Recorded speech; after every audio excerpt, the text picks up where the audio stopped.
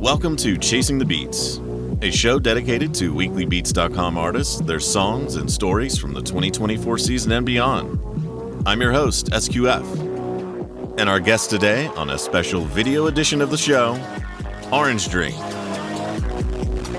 right, welcome to Orange Drink, our first video episode. Look at us moving around. You can see us. What the hell is that? This is Monkey. Hey, Monkey. He is in the building.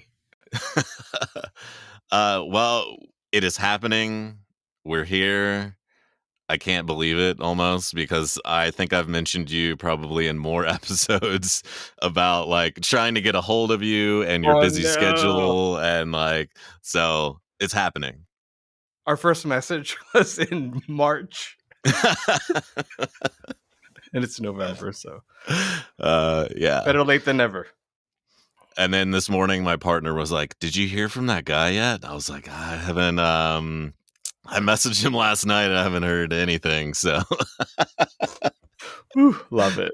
But yeah, so great to have you on. I feel like I know you because just watching all your videos last year, and you know, being new to Weekly Beats last year, you were definitely like in my mind the like celeb of Weekly Beats.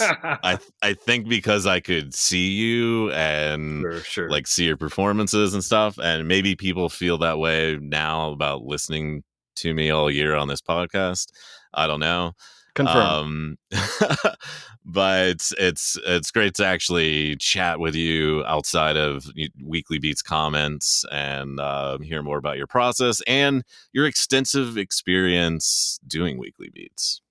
Thanks for having me. I really appreciate you doing this for the community. So many people have just said like, "Oh, we should do a podcast, and we should do a podcast. We should do a podcast," and then everyone, myself included, has said like, "Oh, I'm going to do a podcast. I'm going to do a podcast." But you did it, and we really appreciate it. I did it. And I'm happy I did it. It was, you know, a good way to spend the off year and then slowly ease back into making music. Yeah. So, and connect with everyone that, you know, I've listened to everyone's stuff last year, and to hear more about individual struggles and how people make music and the different styles that people have in making the production, and the outcome has been super cool. You're going to do 2026, right? I'm like legally obligated to. Yeah, I would agree. Agree. And your first Weekly Beats was 2016, right? Yeah. So it'll be your fifth year. And like a decade. Or your being decade in Weekly Beats mindset. That's wild. It is. I mean, the thing that's crazy is that before Weekly Beats, I had released 3 albums, totaling 30 songs. So 10 songs, then 2 albums with 5 songs. And then in Weekly Beats year 1, I did 52 songs. So I near like doubled my career output in 1 year, which is just like crazy to think. I didn't think I could do it the first year. So I was like, I had heard about it, and I was like, oh, that's crazy. Like, I can't do that. I'm the type of person that needs 5 years between albums, because I gotta like sweat over it, and I have to go over every detail. And then what's funny is that, you know, you go back and listen to it, I'm like, it took 5 years. Like, it's not that great, bro. Like, really? You took 5 years? Snare sucks for 5 years. So in I guess just like kind of get into how I started with Weekly Beats. I lived in Chicago, so I'm from Virginia, and then I moved to Chicago and was there for 9 years, I think, and was doing Orange Drink. Had a band member, my friend Farshid. Shout out to Zarafa on Weekly Beats. So Zarafa was my band member for a period of time, and then he started a co-op recording studio, so I had a membership there. So I was just like grinding it out, playing shows to nobody. And then trying to like record at the recording studio or record in my apartment. And time passes, and then I met now my husband Frank, and we were long distance dating from Franklin, Wisconsin to Chicago, which is about an hour and a half drive. So our relationship obviously went well, and then we talked about moving in together. So I moved up to Franklin, and he said, like, you can take over the basement and you can set up all your recording stuff. And I was like, oh, this would be amazing to live at the studio basically, as opposed to renting out a place. And I can only go like 1 day a week, which was really depressing at times to feel like, oh, this is my day at the studio. And then I go, I'm just like in a really, really bad mood. Yeah. It's like even more forced creation of like, this is the only time I've got. Literally, there would be days that I would just go get a sandwich and watch cartoons on the internet for like 8 hours and be like, well, I didn't record. Yeah. I just needed to let things simmer. So, I was putting an arguably unhealthy and abusive and insane amount of pressure on myself. Yeah. And we'll get into my mental health struggles maybe a little bit later. Don't want to go out of the gate swinging with too much spiciness. But so I moved to Franklin. Frank let me take over the basement, and I'm like, all right, this is it. This is the dream. Like I can spend like almost unlimited time working on music. And so I moved up here in 2013, and nothing really happened for a couple of years. And then I didn't know anybody here, and I went to an open mic. And I'm like, all right, I'm going to like make a big splash and I'm going to go crazy at this open mic, and people are going to be like freaked out, and they're going to see how talented I am, and they're going to fall in love with me. Yeah. And I go to the open mic, and like everybody is like a stone cold killer, like such good like songwriting, acoustic guitar playing, soloing, singing, like stage presence, freaking posture, like holding an acoustic guitar. And we're just like, oh man, like the competition is fierce in Milwaukee, Wisconsin. So then I go up to these people. I'm like, oh, you're like so talented. This is amazing.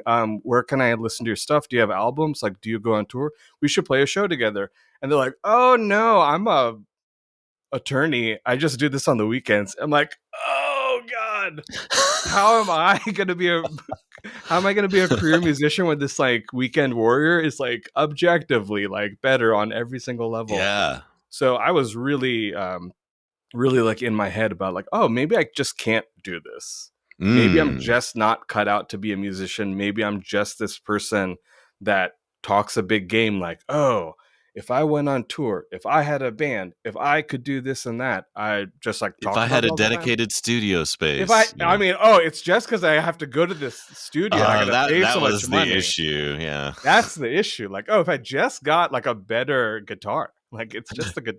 Everyone knows it's the gear, like, right? Of like, course. I watch YouTube. So this is kind of a funny story, but wasn't like a really huge sports fan, but I just kind of started watching basketball because back then the Milwaukee Bucks were really bad, so we would get free tickets. So I'm like, oh, this is fun. Yeah. And something, for those of you who aren't like really into sports, sports are just such a great way to like meet people in your community, because all you got to do is wear a Milwaukee Bucks shirt and walk around town, and everyone's like, go Bucks, and like, did you see the game, blah blah blah, or like, and I do it too whenever I see someone out of state with Wisconsin. I'm like, go Badgers. So started watching basketball, and I think that was the year that LeBron was on the Cleveland versus Golden State Warriors. So this is funny that I'm talking about sports like I'm a big sports guy, because I'm not. But I don't know shit about sports, so Cleveland was down 3-1. And in like the history of the NBA or whatever, like no team has ever come back from a 3-1 deficit to win, and they did. Nice. And it was like a really huge deal. And LeBron is from Cleveland, so it was extremely personal. It was not it was not just about basketball. It was like, this is his like life leading up to this moment to Yeah. represent who he is and where he's from. So I watched it. I'm just like, man, that's like so amazing to see someone not just like be super talented, but overcome all these kind of like personal struggles from their entire life and then like arrive at this moment. And then it occurred to me, like, am I not, I like can't do that, right? Because like I take 5 years to put out an album. And also I'm like, I have like depression and like mood disorder. So like I have to be in a good mood to be creative. Right. So I can't do that, right? I Because can't overcome these struggles. I can't, because I am just like dumb and stupid and no one likes me, right? And I'm just thinking like, oh, if those players had a bad day, it's like the finals are tonight. Like it doesn't really matter. Like you can't postpone it because you're in a bad mood. Mm-hmm. Yeah. And then I was just thinking about, you know, one of the, in my opinion, one of the all-time greats, Ludwig van Beethoven. Like the dude was going deaf. Like the one thing you need to make music is probably Yeah. ears that work. Yeah. And he was going deaf, and he was like, no, I'm gonna like jam something in my ear to like hear the piano. And I just thought like, oh, I'm not like that. I'm just like dumb and stupid and not talented. And there was this thing, it just felt like, why did I move here then? Like, why is Frank supporting me? Like, Frank is giving up what for me to just be dumb? And not that Frank ever put pressure on me, Yeah. but not to go into my personal history, but my relationship with Frank was really the first relationship where I ever felt unconditionally like loved by a human. Yeah. And it felt like it was a gift. And it felt like to squander that gift because I'm like, well, I don't like myself. It doesn't matter how Frank feels about me because like I'm dumb and my music sucks. Mm-hmm. And that was really the mindset that I was really struggling with for a really long time. And then, you know, the weekly beats kind of like came back to the front of my mind. And it's like, oh, what if I was like LeBron James and Beethoven? What if I could just show up, especially when things are really bad? What if I wasn't somebody who needed to feel good to write a song? What if I was just a songwriter? Just the way that these basketball players, like on a bad day, like you just like play the game. What if I just could like play the game? What if I was like Beethoven, and when I was like losing everything, I could still like Figure out for a it? way to do it. Yeah.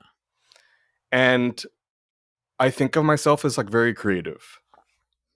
And I also felt like scared and not supported. So then it all kind of came together where I was like, oh, maybe this isn't about me anymore. Maybe this is about like, how do I feel about art? How do I feel about music? How do I feel about Frank? And will I take my passion and can I just like show up and like pick up the guitar and like play it? And all the voices that say I'm like stupid, I don't deserve it, I don't know how to do it, everyone's better than me. It's like all that can just like shut up, and I'm just gonna like get the ball and like dunk on everyone, and like I don't care anymore. Yeah. It's like when you hear something going wrong in your car and you just turn up the volume. You're like, I I'll let love my that. mechanic deal with that. That's not my problem. Like I'm here to drive safely and rock out, and this check engine light is ruining the vibe. Sounds like my brakes are going bad. Volume. So during that time, did you already know about Weekly Beats? Like this was like 2013-ish, right? Yeah, I think I knew about Weekly Beats when it started. I'm kind of tangentially involved in the chip music community. Got it. Yeah. So I was aware of you know, Trash 80 and aka Tim. Shout out to Trash 80. Oh, for real. We wouldn't be here without Our savior. Yeah. So yeah, because of like chip music, I knew about Tim starting the Weekly Beats website. And then in the first couple years, like, yeah, I knew quite a few chip music people who did stuff. Shout out to Sasquatch. Shout out to Null Sleep. Shout out to Bit Shifter. Sorry, I'm gonna go like shout out to Yeah, Glomax. shout Sorry, everyone I'm gonna out. go. I'm gonna. Well, I've got a list actually. So. All right. That is a long list. Horatio Romantic was a last minute addition, so I actually forgot. So I just want to admit that. Shout out Horatio. And then Wangus is in all capital letters because I was gonna like Yes. insult Wangus later. Start the like Weekly Beats drama rivalry because like I don't know, why not. So because of chip music, folks, I learned about Weekly Beats, and then I would actually like listen to a couple of people back before I started. So it's kind of like simmering in the background of like, but I don't know that I'm like, if that's my thing. There's this thing. It's funny. I'm talking about all these sports analogies now. There's this sociological thing where if a person breaks a record in a sport, that like unlocks the possibility of that record being broken, and then actually more people end up breaking the record.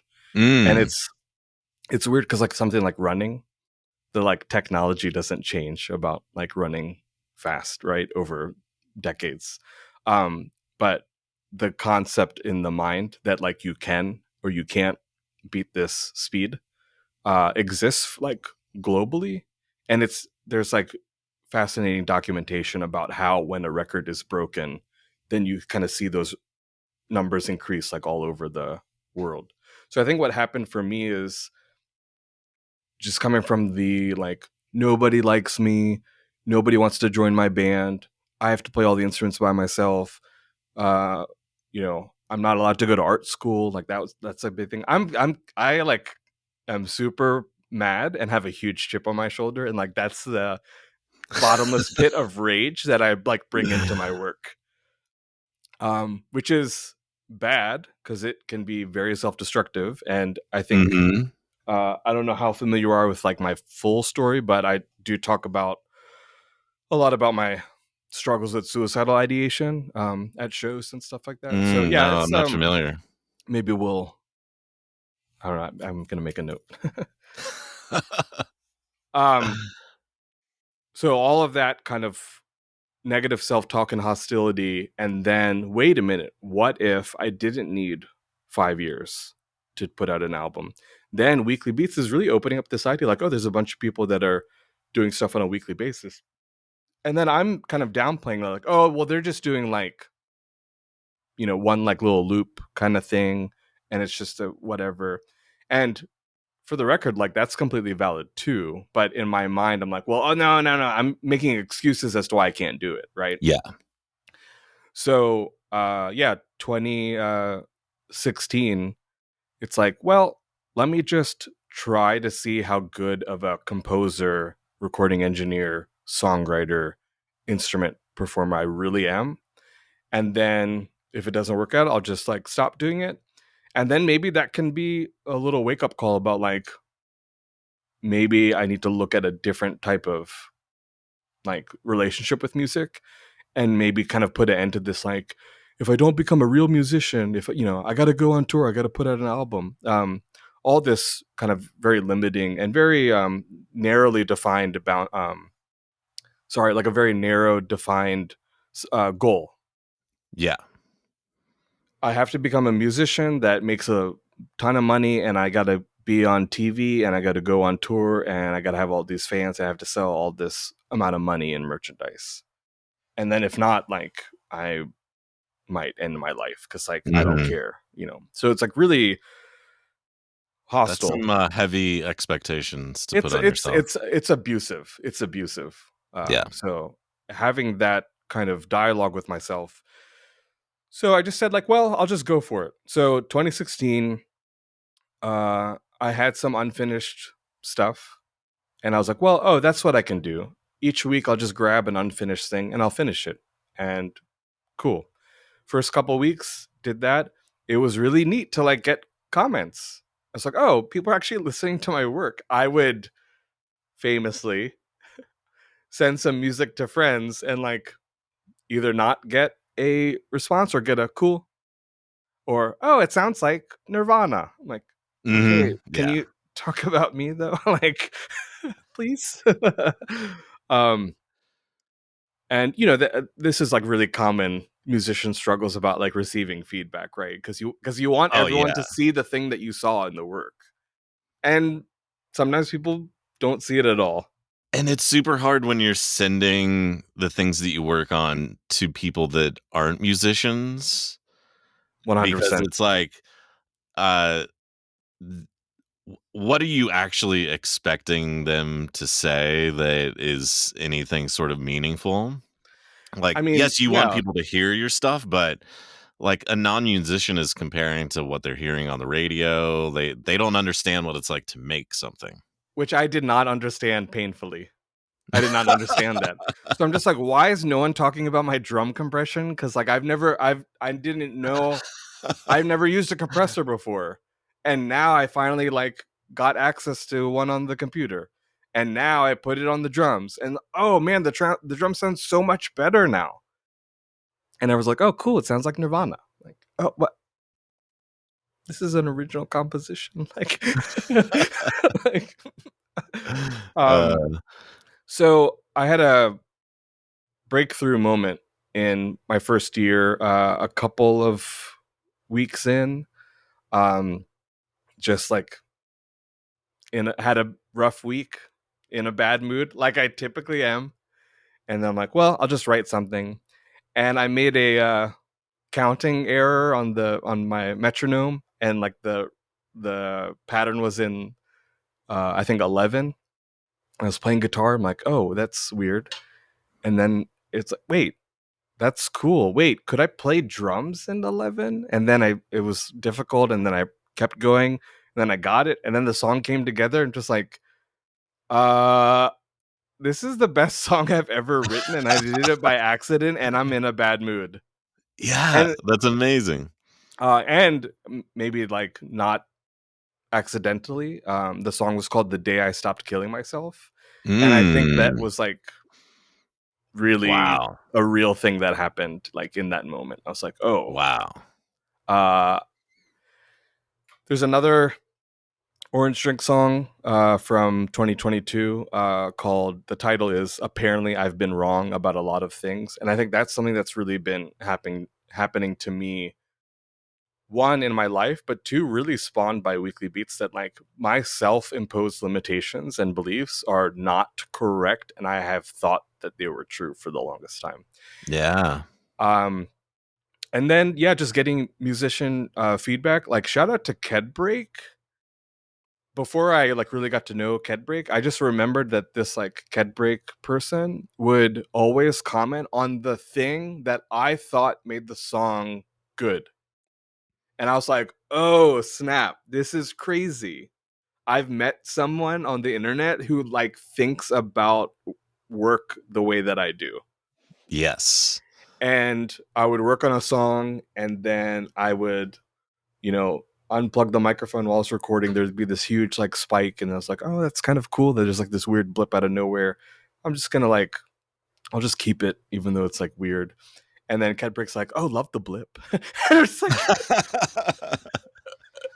who is this person? And then listening to Cat Breaks work, was like, oh, this person is um, like their mind prolific. is insane. And they think really different, in my opinion. They think really differently about sound and music. So getting their feedback of like, oh, that was like such a punk rock thing to do, to like leave the clipping sound of the microphone unplugged. I'm like, you heard that, like, and you also thought it was cool. Like, I love you.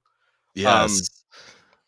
and for me, I kind of realized like, oh, this was the art school experience that I think I always dreamed of having. That I would do the homework, have the critique in front of the class, and then like get feedback from my classmates, like, and then be inspired by their work, and then like trade pro tips, like, oh, how'd you do this? And But I feel like even in art school, it's probably hard to find like a real collaborative, supportive community, because there's so much like built-in competition, and like no one on Weekly Beats is competing for anything.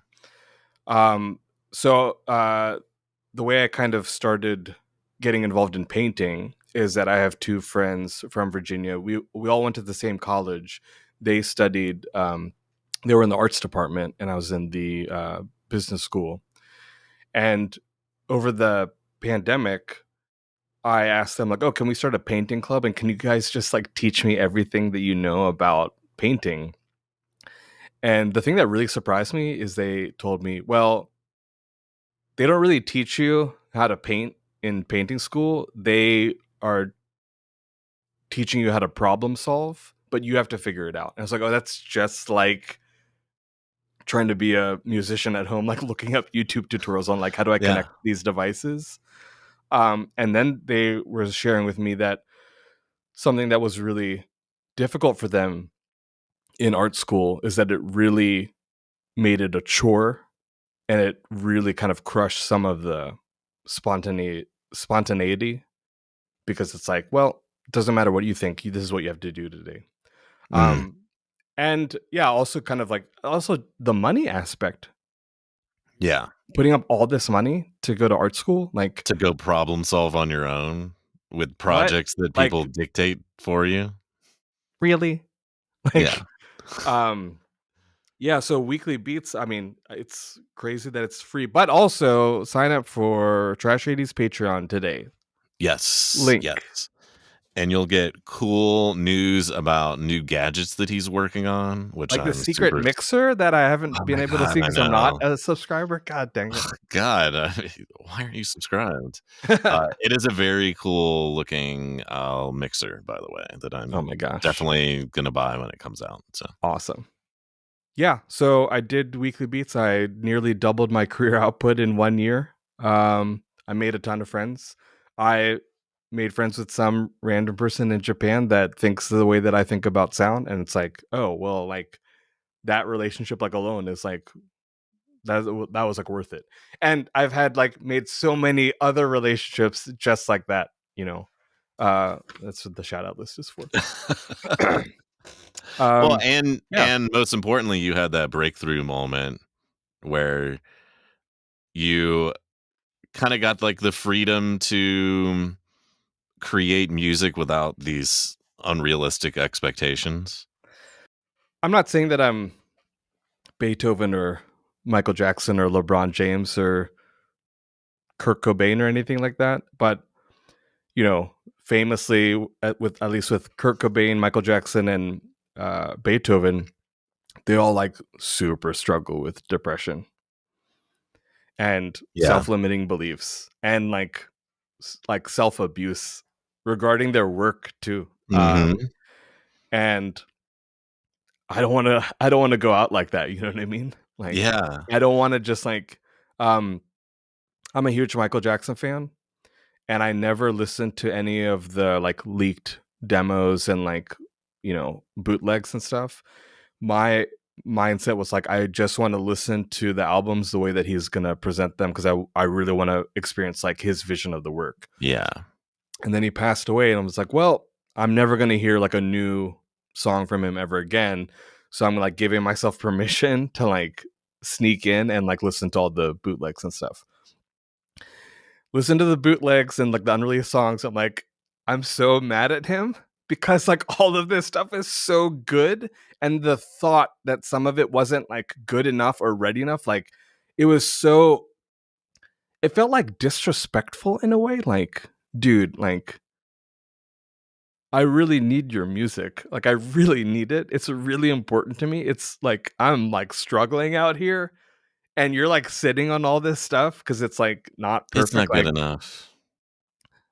it's like I'm starving and he's cooking and he's like, it's not ready yet. Like, I might die actually. Like, There's too much salt. I yeah, wouldn't eat like, this. Yeah. I don't really care. Like, I'm like, like I Yeah. have scurvy. Like, And I mean, you see it time and time again during Weekly Beats where people are like, "This is my speed trash," and then people are like, "Man, I fucking love that thing."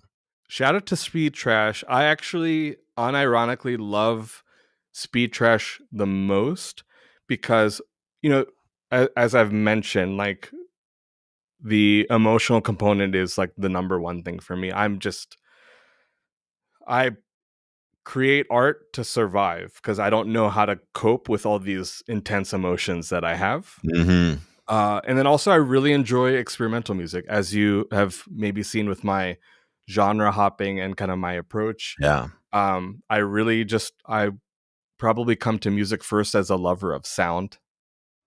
And then that's why I like music, because you can play around with sound. So when people do speed trash, oh, for the record, for anyone who doesn't know what speed trash is when you've got a deadline to hit the weekly beats, make your weekly beats track. You're not in the mood, you don't have an idea, so you just like whip out something that's like, in your opinion, like dumb and stupid, but whatever. Yeah. You just make something and it's like, this isn't back to Michael Jackson. Like, this isn't my vision of Right. this song, but I've got a timeline and I'm gonna release it. And It's just a like, thing that I did. yeah. It's And not really like then a song, yeah. so it's something that you don't really care that much about, or just doesn't meet your standards in some sort of way, and then to Right. see how people react to it is very eye-opening, because it makes you realize, wow, I am not even a good judge of my own music. That's why I love it, because I think that's when people get out of their own head because they can't think anymore, because they don't have an idea. And I think that's when you really get to like learn about the character of these musicians. It's one thing to like put your best foot forward and like you're all presented the way that you want it to. And this is what I want to look like, this is how I am. But then speed trash is just like oh, I just woke up. Oh, well, look at our guest. This is Fiona. Hi, Fiona. She's Dip. from she's got a podcast, Chasing the Mice. Uh, Oh my gosh, that was so good. Chasing the mice. Oh my but gosh. she's obviously got to go get some water before she talks, so I guess she'll be back. uh, anyway, before we were interrupted, um, Yeah, so I like speed trash because it's like the rawness of these musicians.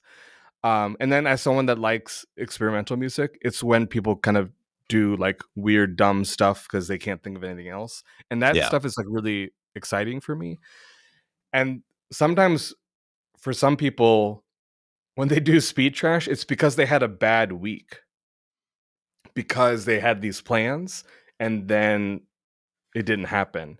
So sometimes I feel like speed trash also comes with a lot of emotional energy. We're like, mm, oh, I don't want to be here. God, what the crap? Like, oh, this didn't work. Oh, and then they just like are like a hot mess and then experimenting with technique or sound. And I'm like, oh, give me the like angry person doing noise music. Like, yes, yes, please. More of this. and it's stuff that no one would have ever heard if there hadn't been a deadline just to get Yes. something out. It's that stuff that you would have like squirreled away in the boneyard, like, or not even made at all Yeah, it's because like, oh, you're this in. is a thing, but I'm just gonna save this and never look at it again. Yeah, I've been too busy this week. I don't have time to make music. Shout out to every road a railways. Like, oh, I'm just gonna put like a minute of reverb on this snare, and that'll be my track. I'm like, yes, this is exactly what I Bring want it. to listen to. Like, we're gonna buy the vinyl. Like, I want this like insane music nonsense. More, please. Yeah. So we're all terrible judges of our own music. And 100%. um it's just nice to have other people in the same boat listening to stuff. Kind of back to your original, like, oh, I'm sending this to a friend, and have putting these unrealistic expectations on our friend about, pumping us up about what they like about it, or Yeah. giving us feedback, or talking Tell about me how great I compression. am, please. Yeah. Here is a poorly mixed song, but tell me how great I am. I'm And like, dying out here. every time I tell people about Weekly Beats, they're like, "Oh, send me your music." I'm like, like, you don't have to listen to it. Like, for some reason, it's like, I don't mind when the Weekly Beats community listens to stuff, because I feel like they're everyone's in like the same headspace.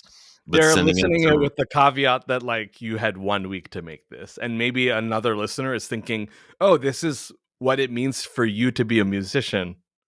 it's not even This is tracking." necessarily the caveat of the time frame. It's more like sharing a meal you made with a chef. Oh, yeah, for sure. Because Like, they're gonna approach it differently, right?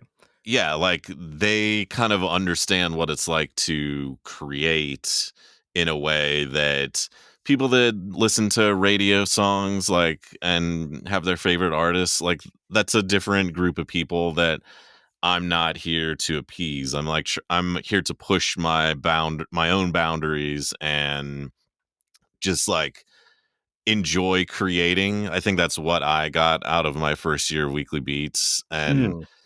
this is also a thing that Kedbrick said, like making music is just a part of his week now. Yeah, yeah, yeah. Like it's just part of his life. And it is super nice by the end of the week. You're like, I made something this past week, whether I wanted to or not.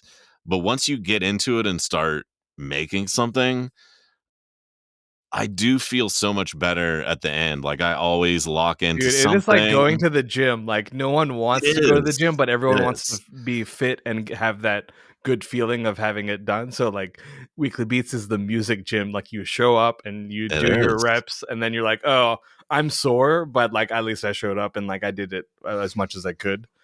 Or you start and you're like, "Ah, nothing's happening. Yeah. Like, how am I ever going to meet this deadline?" And then something happens, maybe accidentally, like your weird timing recording thing, or like Yeah. you accidentally replace a sound, and then you're like, oh, like I like where this is going now. I Like, wanna do a physical demonstration for you. So, okay, here we go. I guess this we is better oh, take advantage of this video, right? yeah, we should. Okay. So, this is my chair that I sit in to work on music. So it's on wheels. So if I'm doing something with like electronic music, I'll be sitting at here working on it, and then invariably there's this moment, Yeah.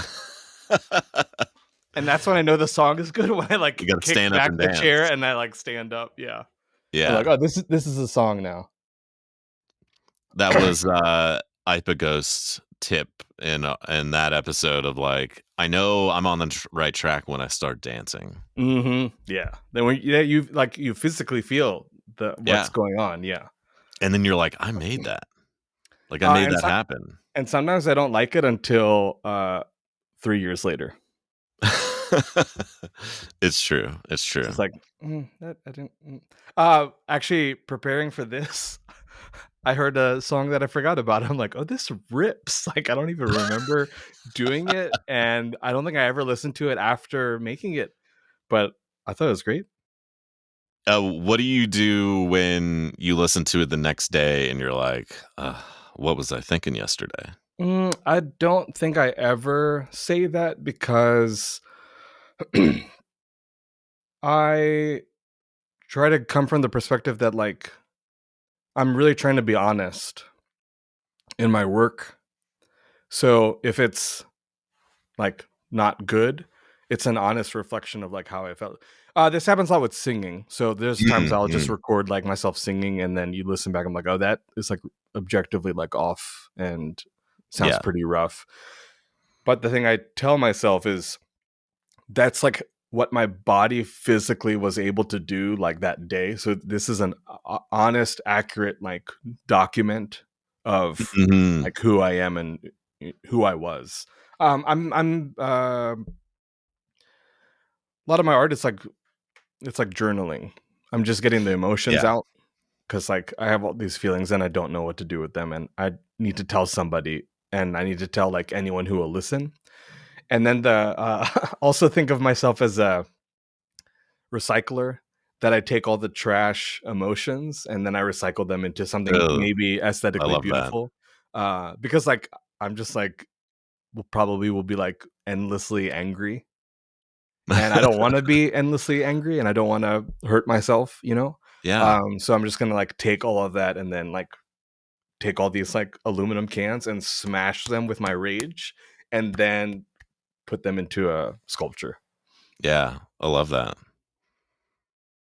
I mean, I do sometimes think that the stuff I made the night before is wrong, or like I'm like, what was I how did I hear this so differently the night How, do, before? how does that make you feel? Does that make you feel like a bad musician? Does that make you feel like you're kind of disconnected from that version of you that recorded it? I It's more of like a mystery than any sort of like negative Or you're thing. like, huh, some version of me Like, thought this worked and it doesn't. Hmm. yeah, like, I sort of enjoyed this like dissonance yesterday, but today I can't hear it the The same same sort of way. way. Yeah. That's interesting. But I think it's just like a reminder to step away and come back, and like fresh ears. Like, you do get in kind of like a groove where you're like, I kind of like this, or you can like, especially if you're looping something just like ad nauseum, and you're like, you start to get like into the loop, and you're like, I really like a lot of aspects about this, but then with fresh ears it doesn't hit the same way. So it's sort Yeah, of because like, I think you end up memorizing some of the stuff, like particularly when you're listening to music on a loop, you end up like memorizing some of those repetitive sounds, and then you forget that they're or there. yeah, or you're like hearing things that you can only hear after listening it for like 50 times in a loop. So the challenge is like, how can I hear what I was hearing yesterday with fresh ears so Right. that someone else that has not listened to this loop a Right. hundred times can hear the vision for it. What was your musical output before Weekly Beats? Man, I took a huge long break from anything musical. Just got busy with life stuff, and other things became more important, and so I kind of like picked it back up post pandemic. I wish Okay. I would have picked it up like during the pandemic, but um and I kind of got back into, just recording guitar and stuff in GarageBand like I had been doing, or the way I had been making music in the past. And I just hate making music on a computer so much Mm-hmm. that I was just like, like, Relatable. and I think, coming back to guitar with not the greatest chops anymore, and like trying to record stuff, I was kind of annoyed with the recording process and doing takes, and that part of it. Are you someone that were you somebody that played guitar like as a kid? Like it's like a long time thing for you? Yeah, I took guitar lessons for a long time, all through high school, and then I was Cool. in bands in college, and then after college, it was sort of like work, career stuff took Yeah. priority. And, after revisiting music, I was like, okay, I hate making music on a computer. I don't really enjoy this like multiple take process. But I sort of discovered MIDI and Mhm. being able to like program things in and change the sound after the fact, of like, or change the timing. What And was I your was first like, experience doing that? um, Like I GarageBand or actually I went straight to devices. I was Cool. like, I got an OP1 was my first thing that I got. Oh, that's awesome. That's a great So introduction. Yeah. not necessarily the full MIDI being able to change notes Right. experience, but I Right. was like, okay, here's like sort of a 4 track that I Yeah. Yeah. can, you know, record some takes, and I'm not on a computer, and I enjoyed it. But I in researching things, I sort of headed down the MIDI direction and got a Synthstrom Deluge. That was like my first Cool. MIDI program, which I loved that thing, and it was one of those machines that I was like, I will never get rid of this. But Did you then get I rid got of an it? I got rid of it. Oh yeah. Then you joined Um, the M8 cult. I joined the M8 cult that Love it. I thought I wasn't quite sure that making music in that kind of way would interest me. Was that your first tracker? That was my first tracker, and it really ticked all the boxes, and Sick. I enjoyed it more than I thought. The only thing that I think is missing from the M8 is, you know, more of the like recording on the fly. You can do Yeah. that, but it's not as easy as some other machines. But now I've joined the Electron world. Oh snap. Which I know you're a huge Electron Heck yeah. fan. Shout So out to Octatrack Nation. I have not joined the Octatrack cult, but I have a Digitone and Digitac. Octatrack's not a cult, it's a nation. So please Okay, recognize excuse our me. sovereign Excuse me. status. This would actually be funny, like an actual war of the electronic music devices I and like do armies. I watch Octatrack videos and I'm still like, I don't understand this thing.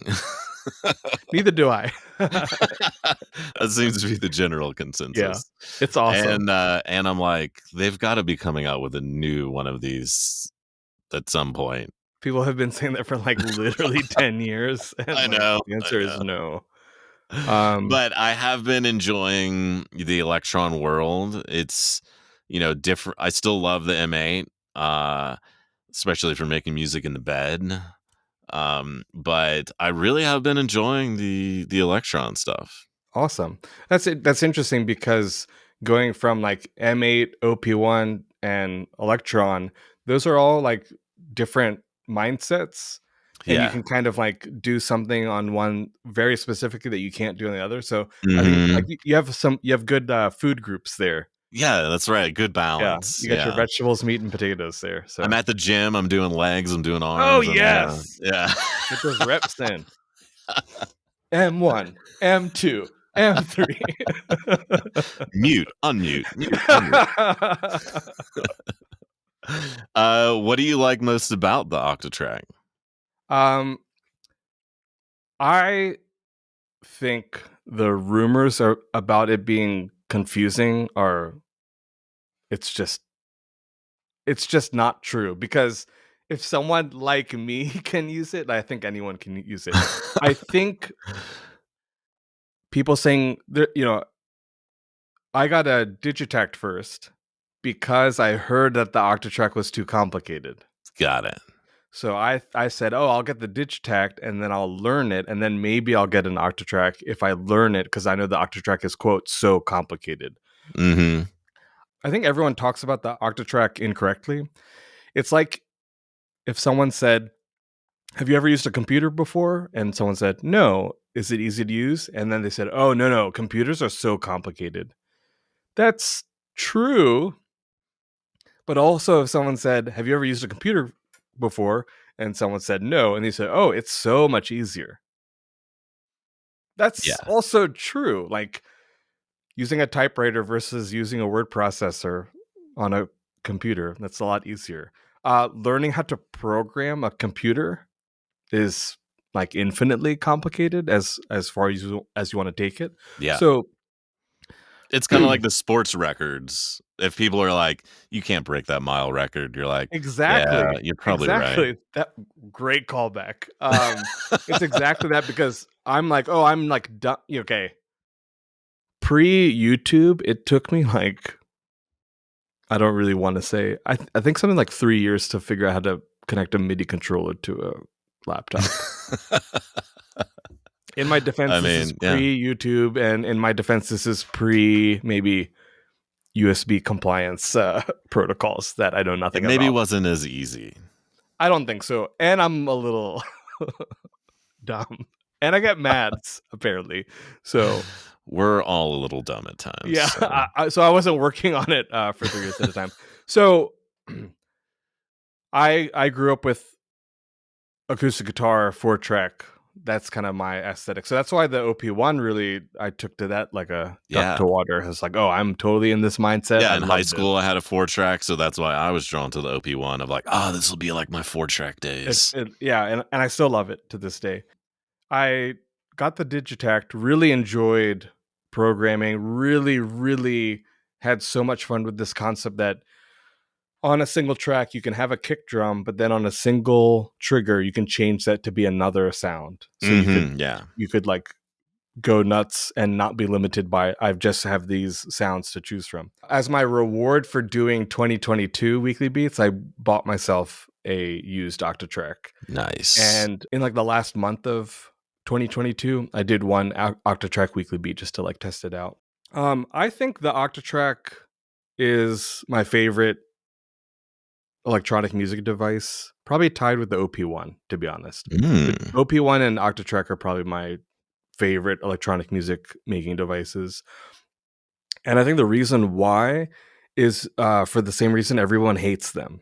Okay. So everyone hates the OP1 because like there's no like real like undo button. There's no and undo, like yeah. there's like it's just like I got a copy in the clipboard just the right spot and like yeah, exactly. And you can't change every parameter, and you can't, there's just like so many things you can't do. And I love that because then I don't have to think about that. And I can just like, and also coming from like the cassette tape world, like you record and if you mess up, you have to do it again. You don't go in and like splice all this like nonsense. Yeah. I love the Octatrack because the Octatrack doesn't really have like a mindset and a proper way to use it. It's just like a tool box, and then you grab the tools that you need, and then you set them up where you want them. Got it. And some people, have kind of told me like, well, this is like modular. This is what modular synths are. You get what you want and you put it where you want it. So Octatrack is kind of like that in a sense that you have some samples, but then how do you want to interact with them? How do you want them to interact with each other? And then where do you want them to go? And that's kind of overwhelming, that this idea that you could do all these things with it. And to be honest, there's like still like so much that I don't know about it. But my goal was like in 2024, I'm just going to like use it the whole year for sure. Right. And then at the end of it, I'll like learn how to do something. Then I kind of added the other wrinkle to make every Weekly Beat a live performance. And then I could say like it's at the end of the year, I could, yeah, spoiler alert. It was awful. But the thought was then I could theoretically play all of these shows live. Right. Yeah. I do think the Octatrack is at its best like when you're performing it. I wouldn't recommend the Octatrack to someone that it's not like an arrangement compositional tool. It is, but it also like its greatest strength. The thing that other stuff can't do is like standing up, jumping up and down, and like rocking the crossfader and like mashing all these buttons.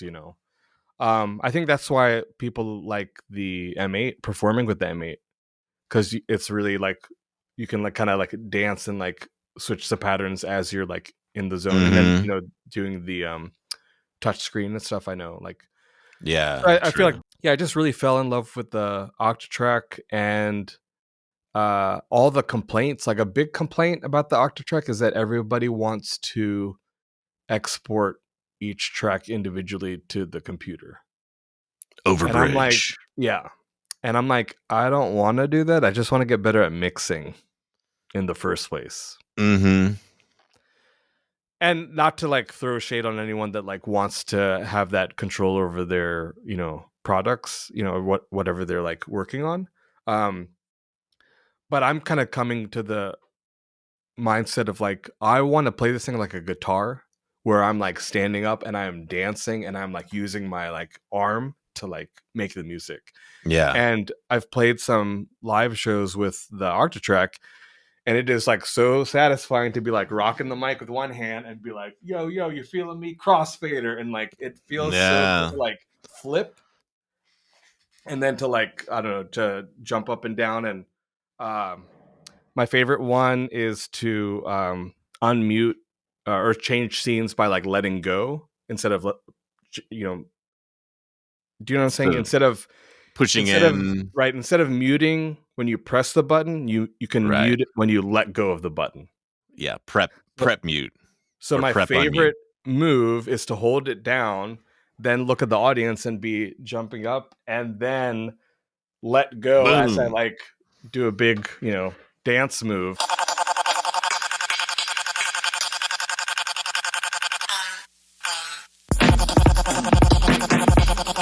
On the machine itself, it says performance sampler, and I think like that's It's what a it's about. performance sampler. Yeah. So you're like doing this in real time. You're like sampling on the fly. You're, crossfading on the fly. So, yeah. And I guess, I don't know, the more that people hate it, the more I like it. I mean, maybe I'll get one day. But I've been acquiring too many things, I think, As in you do. preparation for Weekly Beats 2026. Same. So I need to I've already been thinking like do I need to like use a new thing every week to justify Yeah. having these Yeah. things? Um, Because I've I got might. behind me, I've got a bunch of guitar pedals and all sorts of stuff. So yeah, I think I might make a commitment to not buy any new gear in 2026. my bank would enjoy that commitment. I just bought a stupid amount of stuff this year. Oh, I know. I saw when I was like, "Oh, should I buy new headphones?" You were like, "No, you should get new ear pads." And then And you're then I like, bought "Here's all like the shit that I 1,000. bought." I was like, "Damn, this guy." Like, So I bought new headphones. So, uh, don't blame me. Oh my gosh. well, should we listen to some music, or Let's actually do it. listen and And watch. watch? I feel Whoa, like this is one of crazy. those like, uh, when they first had color TV, they switched from Yes, black yes. and white to That's color. so And they're like, funny. look. Weekly Beats now in color. All right. The first one we Are you are going serious? to watch and listen to is the final song from 2024, Final Round, which was one of my favorite like video effects. Oh, sorry. Uh, That's the penultimate one. it is the penultimate one. We could take this thing all the way was the final one. It was the Sorry, final. didn't mean to like mansplain you on Uh, your but podcast. there's also like a special place in my heart for the final song of the year. Yeah. Especially like this past year, everyone joined the Discord and we kind of all listened to everyone's like final Yeah. That was song. super fun. And yeah, that was super great. And I feel like watching all of your videos throughout the year and you doing like some clips of all of the videos Highlight throughout the reel. year was, yeah, it was like a great just like nostalgia bomb of like all the stuff that we had all created. So, and I know it's a ton of work for you to do these videos in addition to a performance and a song, but man, they are great. And I appreciate that.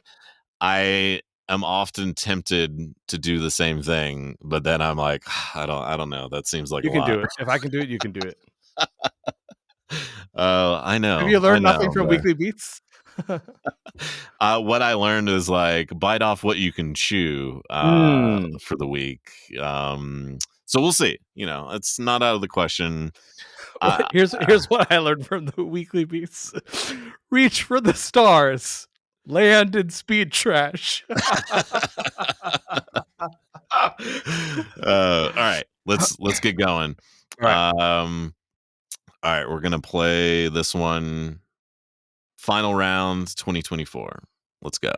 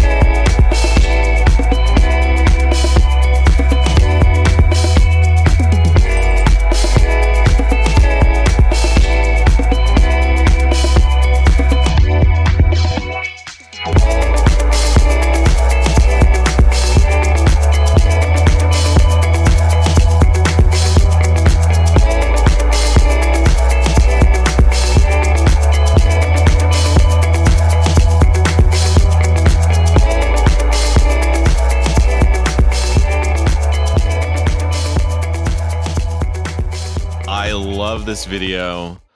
The effects that you used, I was like, oh, I want to make something like this. I have not yet made something like this. But can you tell the audience, and also for my refresher, how you made this? Sure. There's a program called Zwobot. Yeah, so Zwobot Max, video player for VJing and visuals in Ableton Live. So, First Reddit article is Zwobot Ableton Visualizer sick AF. So can agreed. confirm, sick AF. It's awesome. So, so this video. So in the beginning of the video, I'm just dancing. I've got the colored light on, and then I'm wearing my jacket that I've got these light wires on. Yeah. So for the record, that was going to be the whole video. Me just dancing With the and light with the light stuff. Yeah. So I finished the recording, watched the video. I'm like, this is kind of boring, and like the light's not that great because of it's a like low angle.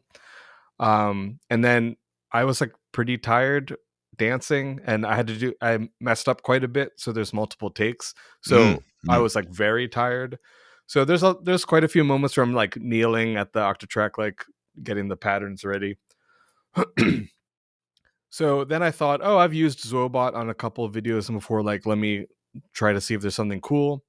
And I found this like filter option, and I loved it, but I did not have a fast enough computer to like export the video without it having like really bad frame rate stutter.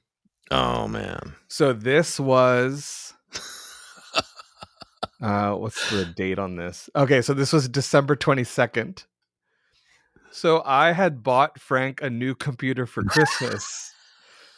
So on December 22nd, I was like, let me open up Frank's new computer and let me install Zwobot and let me like do this weekly beat real quick.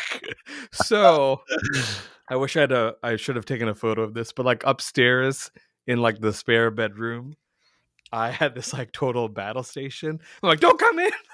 I got your Christmas present. Don't come in. And wires everywhere. And it's a new computer, and like I didn't have a compatible like Ableton thing. So then I signed up for an Ableton trial, and then like it got like really crazy installing all this new stuff. And it's like I've got 48 hours to finish this or something before the Weekly Beats deadline. So gratefully, like 6 Ableton trials later of like the wrong versions. Yeah, because it's got to be like the Pro or whatever.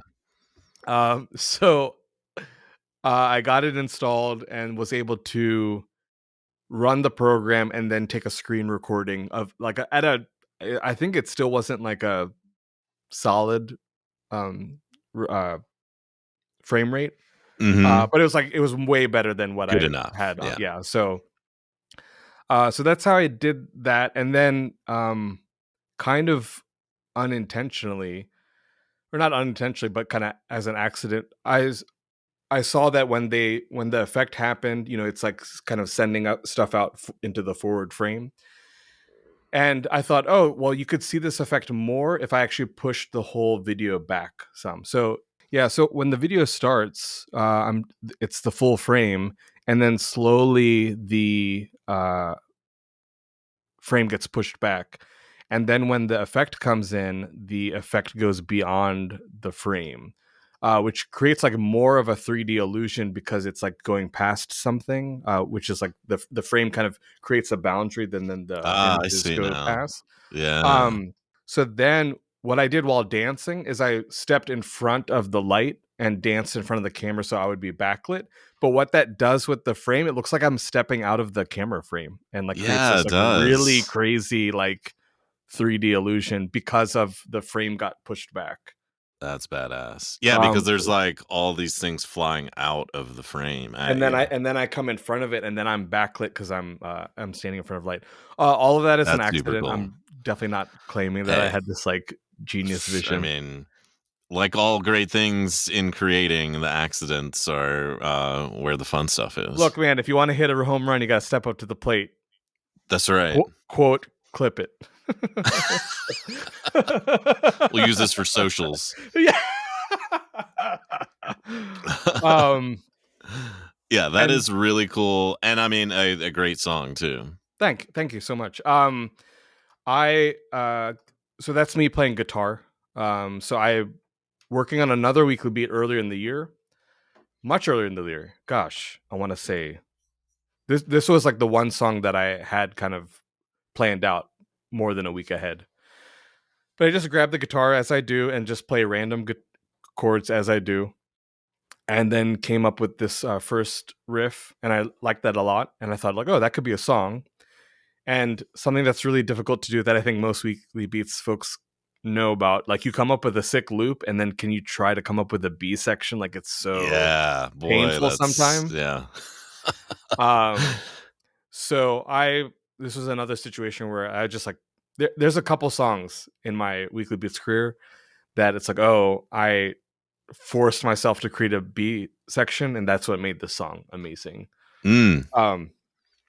One song, Frank challenged me to make a B section. I'm like, how dare you? Like, I can't.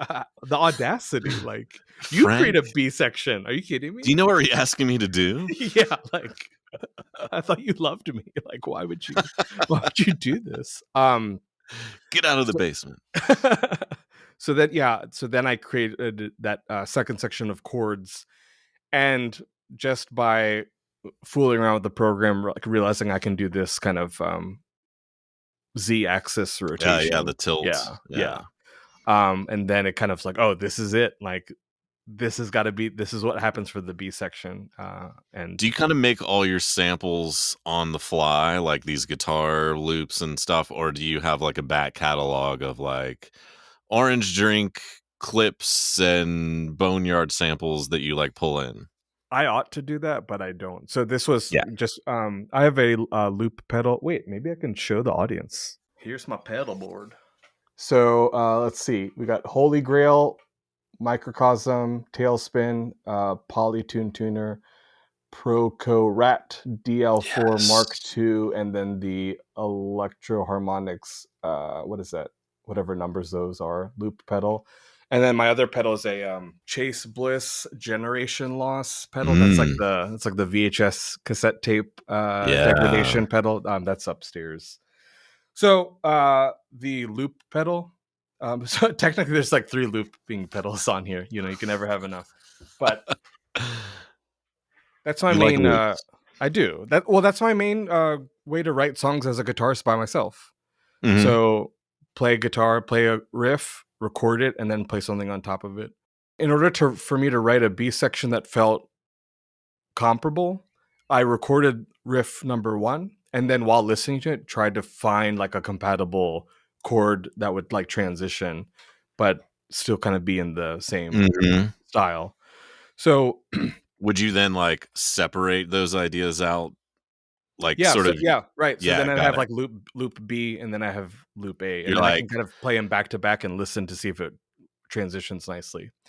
Then on the recording, like fit an overdub that fits with like part A, that it's sort of like these can live separately, but I know that they will work together because overlaid they work together. So what I'll do is I'll have maybe I might have chord progression A on loop 1 and chord progression B on loop 2, and then while playing back 1, I'll do like something I do all the time instead of playing like a solo is I'll just do like arpeggios.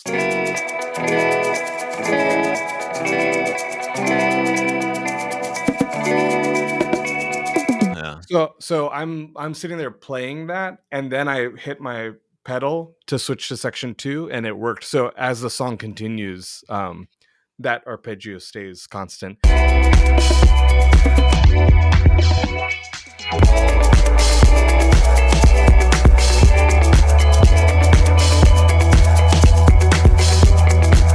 And that's like a classic Orange Drink move.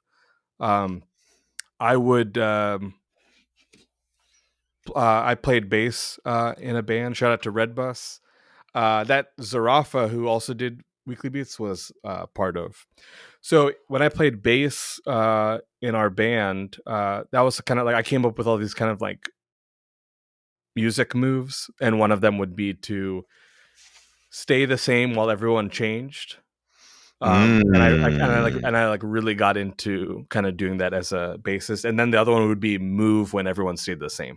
Right? And those would Got be it. like my like really like go to like songwriting strategies as a bassist, like just playing one note. So I think I really have that mindset. Also, I don't know, as a one man band, like playing a solo seems like it just seems like a little weird. Like Yeah. the whole thing's a solo. Like we get it. Like we get it. You're talented. Like we get it. Yeah. I'm a I'm a huge fan of Philip Glass, and the I don't know if you're familiar with the film called Koyani Skatsi. That was like a huge Oh, not. huge influence on me. And in the work, there's just this like cacophony of repetitive note patterns, and then it'll go for a significant period of time, and then one note will change. And because you're kind of like hypnotized into this pattern, Yeah. when the one note changes, it feels like such a big deal. And I always thought that was kind of fascinating to like make one note feel as powerful as an entire guitar solo. And Yeah. I enjoy guitar solos, listening to them. And what I like about a good any type of solo is that it kind of like transcends the song. So like the song is going on, and then something rises above and takes you on this like fun journey, and then you come back to the song. Yeah. Um, and that's cool. And maybe one day I can work on my proficiency to like learn how to do those.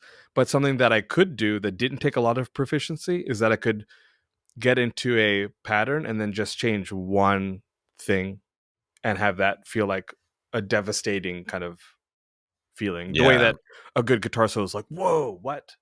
And to do that with a song with just one thing changing. So That's almost more powerful. I like to think so. Yeah. All right, let's keep the music going and the videos going. Let's do it. Now that we're in full color, let's go to 2024 week 20 portrait painters painting.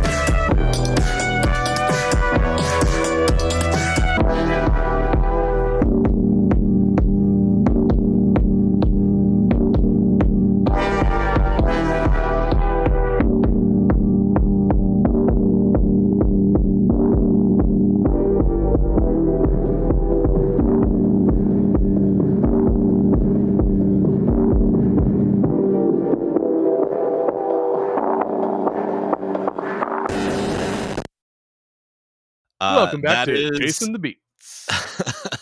that is a certified banger, I believe. And I really want to know where you got these sample from. These kind of like warbly, like just goodness. I'm not 100% sure, but shout out to Sun Wu and shout out to The Count, Kount. Ooh, yes, I have Um, some count samples. yeah, so Count samples are godlike. And Sun Wu is an active YouTuber and Electron fan, among Yeah. many other things. Does like a lot of online tutorials. Um, Actually, for any OP1 or OPXY owner, Sunwoo just made a new bag. Check it out. I'm shilling so hard for all my friends. Link in Um, bio. Link in bio. Yeah. So I think the drum beat with like the little glass tink. I think that's a Sunwoo sample. And then I think some of the warbly synthesizer that's in the chorus or the B section. Mhm. I think that's the Count, but I'd have to look that up. Yeah, Sunwoo and the Count. It's nice to buy a sample pack directly from a musician as opposed Yeah, to like a yeah. company from a studio, because that sounds more samey to me. And like the Sunwoo stuff, it's like Sunwoo like met up with someone that they know and like got them to play some drums that they had, and like it just feels Yeah. more homemade. And there's a lot of like inconsistencies in volume and sound and like all this kind of stuff, as you would expect with like a home recording. But like that's what I'm like all about, right? I want the warble and the imperfections and I want the fingerprints on the music. That's what I really want. Yes, Yeah. yes. Well, and I've been thinking about like for 2026, it would be cool to just like share one stem from a song every week. Like instead of like, here's all the stems that now you have too many to choose from that you would never use, to be like, I really like this stem for my song. Here's like an 8-bar loop at this tempo.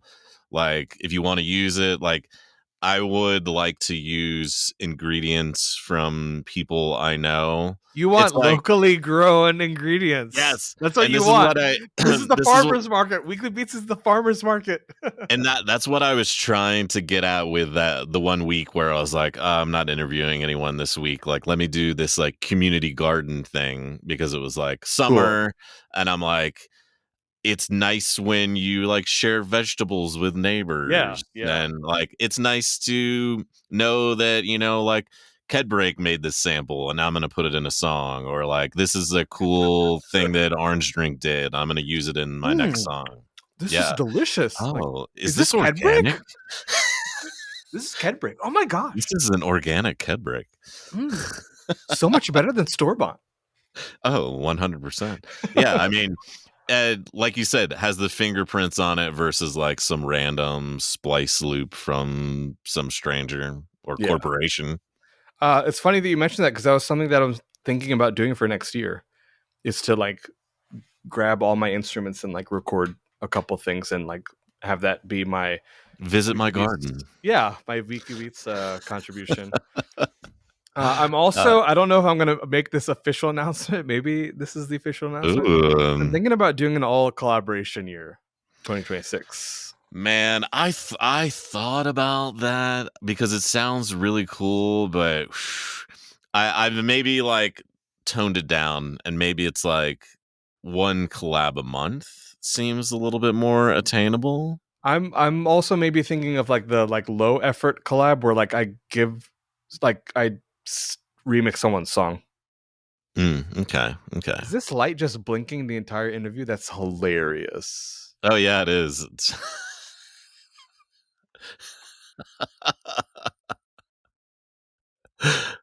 Uh, maintenance, We'll keep it. I have a replacement somewhere. just a little studio maintenance. Yeah.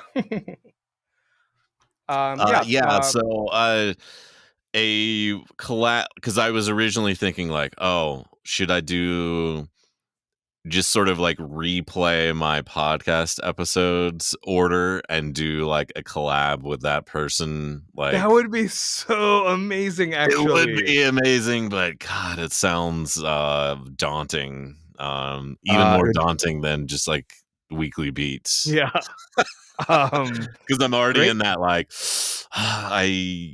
I've got a lot of stuff going on in my life right now, and I'm about to add weekly beats. Like, am It'd I be so doing? great to bring more attention to the podcast, though, to get everyone to like listen to ones that they missed, because this is the Ilzix week, and here's a track that we made together. And you want to learn more about Ilzix? Like, watch the podcast. Yeah. Shout out to Ilzix. Shout out.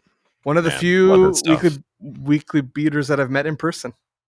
No, I've not met anyone in person. Not yet. I was briefly in Texas and was planning on meeting up with Jegasis, but it didn't work out. But I still we still need to have some sort of like I know the weekly mass beats, weekly beats community, meetup, roundup. Maybe I will host it and get a music venue to sponsor our festival, and we'll get everyone to play over like 3 days. Sounds great. Well, let's keep it rolling and listen to and watch week 5 from 2024, Immolate.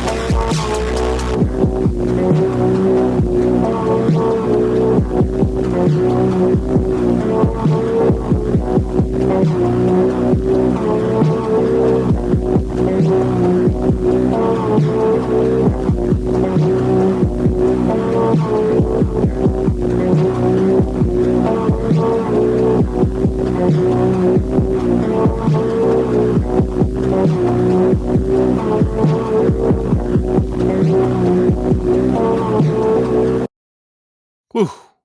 Woo! That's what I said. Man, I love the comments from like Blighters Rock. Is this thing broken? And also, maybe it's better this way.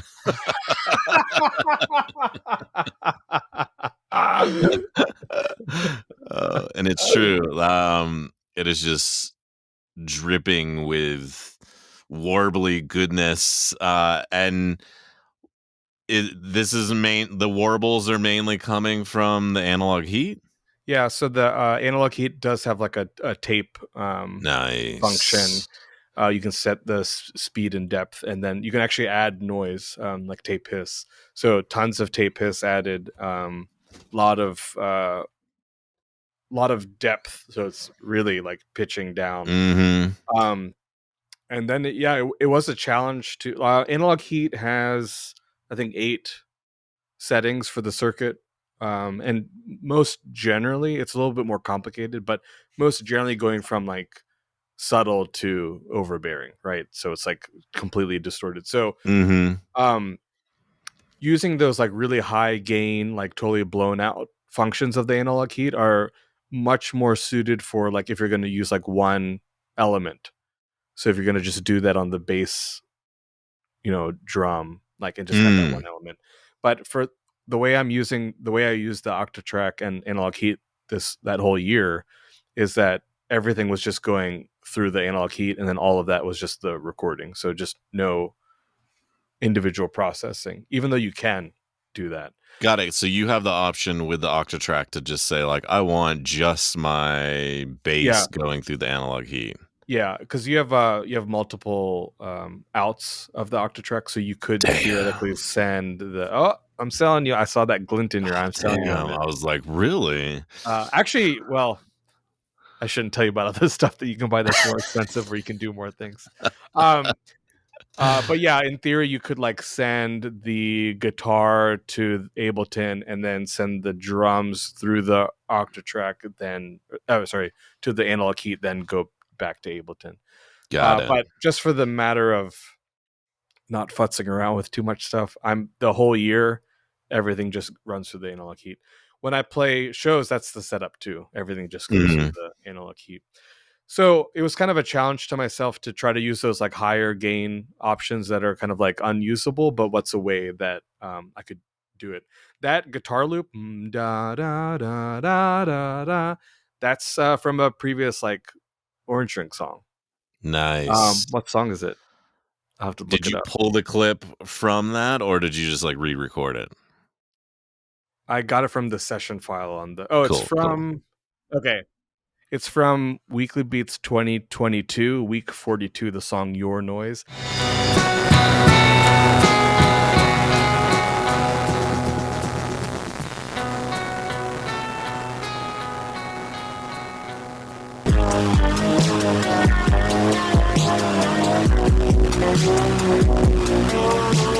I was just like, oh, let me just like try to find a sample. So I would just randomly like opened up an old session file and then pulled the guitar and then loaded on the Octatrack.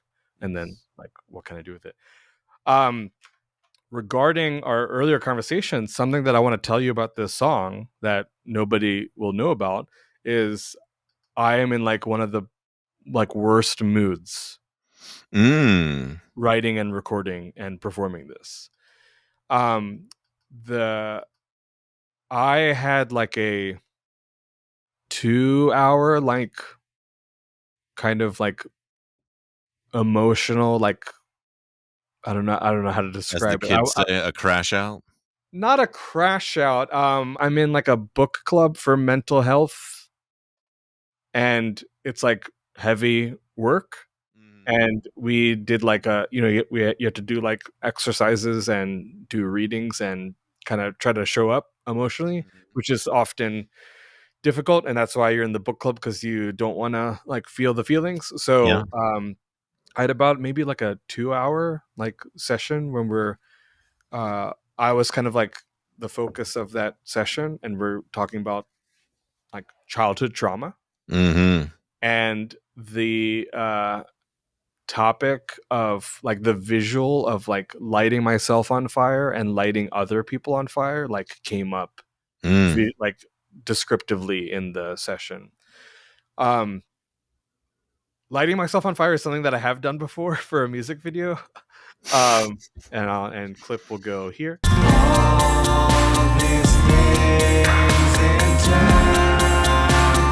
Um, Man, you're adding a lot of editing work here. oh, I always do that. And then I'm gonna do subtitles also here in multiple languages. Orange Drink has agreed to help me edit this, so So I had the session, awful mood. The topic of like Mhm. lighting stuff on fire came up. Didn't know what to do. Got the sample, messing around. Then looked at the analog heat. Had these feelings about like fire, and I'm like, oh, I'm just gonna like flip this like to the melt setting, Yeah. and then yeah, all the like feelings came up, and I don't really know. A big thing that I do is that I just do it and worry about it later, and or maybe worry about it never. And kind of like with the final round video, Mhm. a lot of cool stuff came up at the end, and I can kind of reverse engineer like a critique of like why it should be that way. But to be honest, like in the moment, I don't really know what's going on, and I find that it's more fun and it ends up being more honest, and it ends up typically being better if I turn my brain off and just am like present with like Just my create. emotions. So like I'm really mad and I'm thinking about like lighting stuff on fire. So then like this is the song and it's gonna be called Immolate, which is that's what that means. To Yeah. like light up like a body on fire. Um, and then with like the analog heat and the melting and like the warble, it it was evoking fire, melting, burning, Mm. all those kinds of things. Now the night shot camera, I don't really have like a idea as to why that was there. It was just like, oh, I've got the camera. I don't know what to do for the video. I don't want to just stand there like, oh, let me set up this camera. Oh, I've got this, and let me just Yeah, it's grab a that. cool effect. Thanks. Um, Retroactively, like watching this as a if I'm a third party watching this art piece, and if I were to critique it, I would say the night shot is actually showing the individual like on fire. So the individual is standing there not on fire, and then the video of the camera is showing what they look like as they're like burned. So Wow, like the, yeah. the the burned version of the individual is on the television. Yeah, because it's almost like VHS tape on fire, Yeah, melting and, like, yeah. the whole thing is melting. Which I think works with the music, but to be Mhm. honest, and not to like take more credit, but like I didn't plan any of that, but what I think I can do is I can kind of reverse engineer a critique of like, well, let's try to make it work.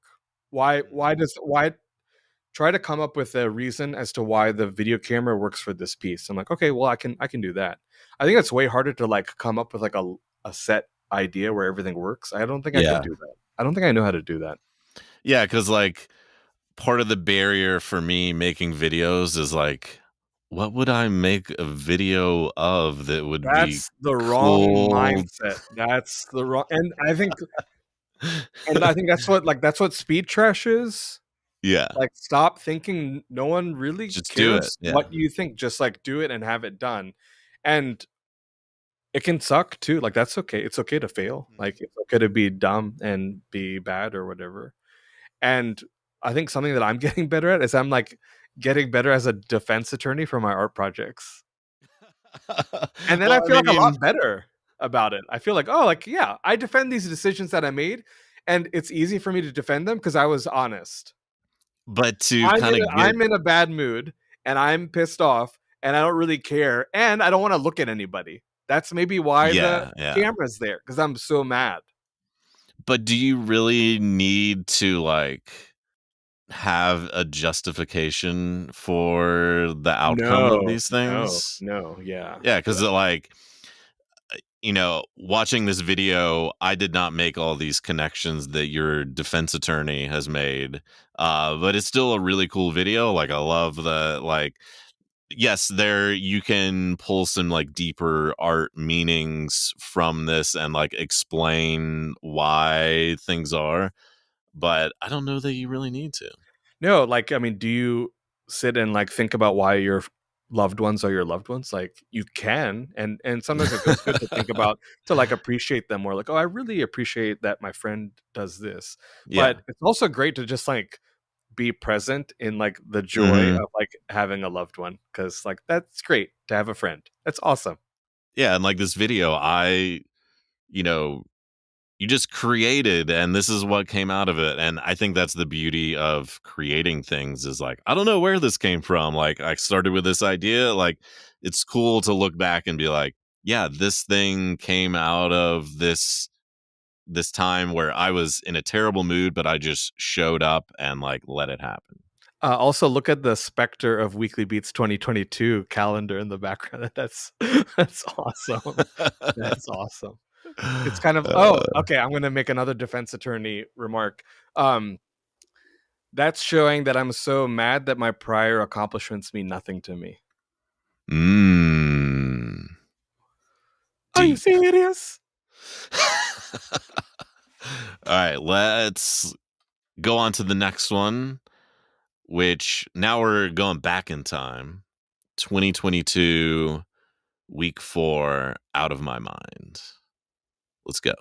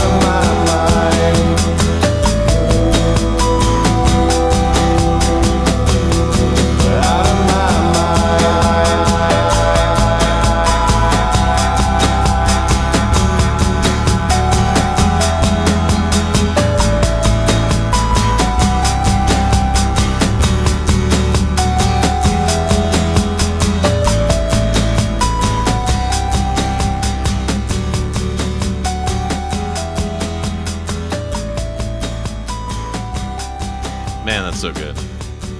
Thanks so much. Dude, it is a great music video. I love all the like towards the end, like the fast frame shots of you singing out in the snow, and like the where you're facing the camera, and so you're just looking at the video feed. I love all the like retro tracking, Thank messing you. around. That is a really cool production. And for everyone out there watching this, I did not explore the 2022 catalog, so I'm hearing these or watching these videos for the first time Oh, with fun. maybe some of you. So Fun. yeah. This was recorded January 30th, January 30th, 2022, or it was uploaded that week. So it was a very cold week in Wisconsin. So this is why I'm married to Frank, because Frank like sat in the snow while I like literally ran back to our house to get batteries because the batteries died because it was so cold. And I didn't want to make Frank have to like walk all the way back. Frank's So a I'm good like, sport. yeah, I'm just like, yeah. I've woken up Frank out of bed at like 1 a.m. saying like, can you come and like mark off the calendar because I forgot to get the shot. Oh And my stuff. god. And like he's like, okay. He doesn't question it. He's like, all right, He I'll doesn't do that. complain. Yeah, he's just this is why I feel like we're meant to be together, That's because I love. think like Orange Drink is like not complete. And actually the last shot, so that's our dog Diez, who sadly passed away during the year of Weekly Beats. So that Yeah. was an insane experience to like. This was the first time I'm like putting myself so much on camera and putting so much of my life on camera. And then it's like, oh, my like dog died like while I'm Yeah. still doing this really front facing thing. And people kind of know the dog now because he's been so involved in the videos Mhm. and stuff. Um, but looking But now back you have on, these videos of that's yeah. why I'm so grateful for like And when my how dogs died the past couple years, I was like, I wish I had more videos of them, you know? it's like the first thing you think of. It's like Yeah. I how can I Let me like hold on let to me this? hear that annoying bark that I was, like, so angry at. Yeah, like pee on Stop like barking! please pee on the floor one more time. Like I'm I miss please. you. I know. Yeah. Um yeah, that Oh, last man. shot, like it's me, it's Frank, it's Diaz.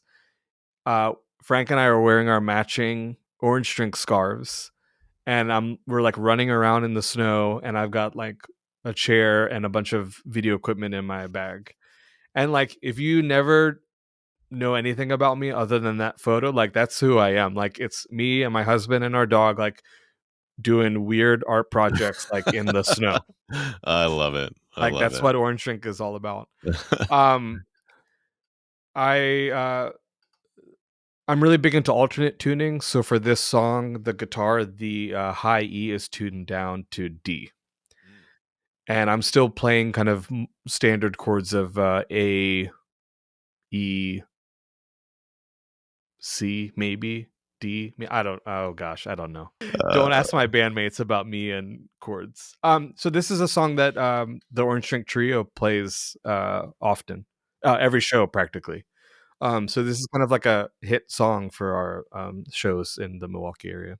So yeah, this has an alternate tuning. but you start out the video talking about, like, ego issues and, kinda letting go of things and, to dissect the video after the fact, there's definitely this, looking at the camera or different angle and like sort of this like ego separation thing. Since this is like the first year you're doing videos, do you think that added like a different ego component, like seeing yourself on camera? Yeah, like this is kind of crazy to say, but I didn't want to go on camera because I thought I was too fat. Okay. So I was like, oh, I I should like, mean, I don't want to go on camera until I like lose weight and I'm not fat. yeah. And it's funny to think that all these videos have been done when I'm like, when that voice says I'm too fat. And it's like, these videos like rule, and like Yeah. the whole like fat thing is one, Yeah. insane, and two, like not And true. And not like at any also, point during that video was I like, oh, there's chubby orange drink. it's literally like mental illness. Yeah. So this song is a sequel to another Orange Drink song called "In My Mind," and in the song "In My Mind," the lyrics are like, "I was supposed to be successful now. I thought I wouldn't weigh as much as I do. I thought I'd have friends in a meaningful relationship. somehow this all worked out differently in my mind. And Mm. that song is like all of my neuroses and insecurities. Like I literally like wrote on a piece of paper, like, what are the things I'm insecure about? So then it's like, oh, that's not healthy. Like that's not a healthy way to live. What if I wrote a song that's about like leaving this behind? Yeah. So it's me that's afraid and ashamed and alive. So it's talking about me in pain if I fail, more afraid if I thrive. Then the second verse is Drew confronting the voice. It's you that I can blame. I'll forgive you in time. Um, when I set me free, it's me, the real Drew, that I find. Um, and the truth revealed is out of my mind. This was inspired by Mental Health Book Club connection. Reading a book by Eckhart Tolle called The Power of Now, which is about the topic of spiritual enlightenment. And I think the first chapter is titled "You Are Not Your Mind." And Mm. I don't even remember anything of the book other than that chapter title, but like that chapter title has like blown me away. Damn. Yeah. So like I don't know, maybe this is a good time to get into like the suicide stuff, but like growing up gay and like Sri Lankan American in Virginia Beach, I just felt like there's something wrong with me inherently. Mm. And, you know, I'm a creative, clever person. So I spend a lot of time trying to use my creativity and cleverness and intellect and logic to try to like think my way out of my problem. And my problem was like, I am who I am. Yeah. So how do you Which is like hard to not? think yourself out of. And then that's where like the feeling of like committing suicide not only felt like a solution, it felt like I'm gonna just do everybody a favor, because like if gay people go to hell for all eternity and like nobody wants me here and all these people don't like me and I'm not good enough, like aren't I doing everyone a favor by like Yeah. considering like these options? So yeah, I've had like a really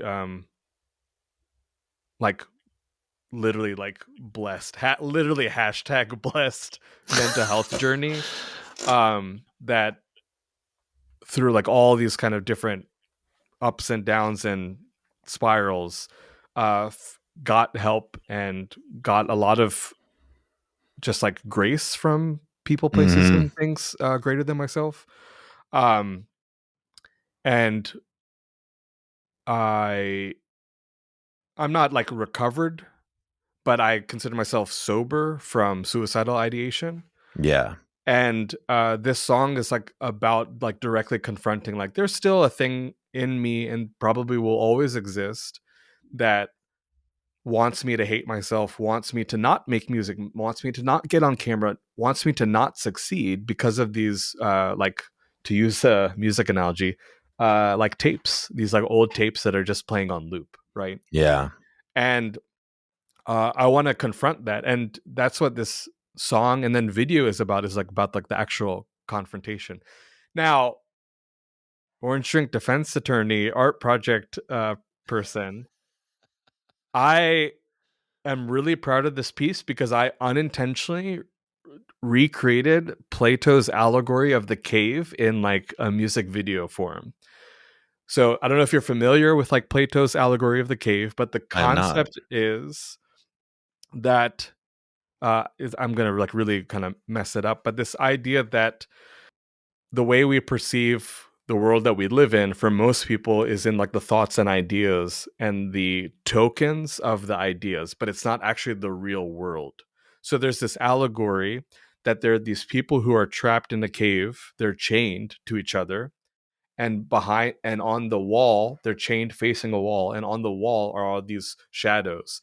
They think that those shadows are real life, but those shadows are merely shadows that are reflected from a fire and then the actual objects that are in front of the fire, but we're living looking at the shadows thinking that it's real. So the first layer is one that's not even real, it's just a shadow. The second layer is, who are these people holding up the chairs in front of the fire? Why does this exist? Hmm. The third layer is, not only is the shadow not real, and not only are these just things held up in front of fire, but you can actually leave the cave, and then there's like the actual real world is there. Yeah.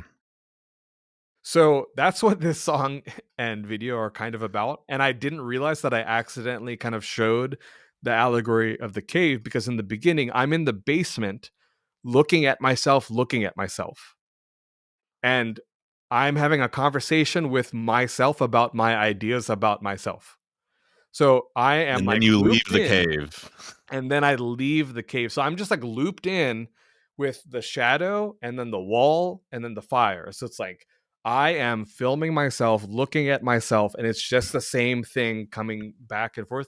But neither of those things are like who I actually am as a person. I'm not Right. just someone standing in a basement with a guitar. I'm not a projection from a television screen. I am And in not your my mind, you're fat and Yes. unhappy. Yes, and, like, I don't I deserve to, like, play music because I'm a terrible Yeah. musician. So, like, Yeah. none of this is real, and this is all, like, manufactured in my mind. So, going off of the Eckhart Tolle, like, line, like, I am not my mind. So Touch then grass, bro. literally touch snow. That's what you gotta say Touch that snow. yeah. So the song at the half, then it's like me leaving the cave. I'm in the outside in the snow, and I'm with other living things. I'm with Frank. I'm with Diez. And In the then human world. in the human world, and then I'm talking to you now. I'm looking at the camera, and it's me looking at the camera, and I'm saying, I'm out of my mind, everyone. I am in a basement, like thinking about killing myself. I'm out of my mind. Yeah. I need to get out of On my multiple mind. different levels. Right. Yeah. So now I need to get out of my mind. So Yeah. then we're kind of coming in, and I'm talking now like we're having a face-to-face conversation. It's real now. I'm not just some person with ideas and thoughts and feelings. I'm Frank's husband. I was Diaz's caretaker. I live in Wisconsin. That's like the snow in our neighborhood. Like this is who I am. I'm a real person. I have a body. Man, you are great at putting together art projects after the fact. I know. Oh man. I feel like I should be like a I'm like it's like I arrive on the scene like what just happened, like we think there's been an art project. I'm like, oh, okay, hold on. Let me tell you all about this. Okay, well, these colors are compatible, so this is an art project. And then there's a flow. It's like somebody died. Like, well, it's still artistic. I love it. It's very deep on so many levels.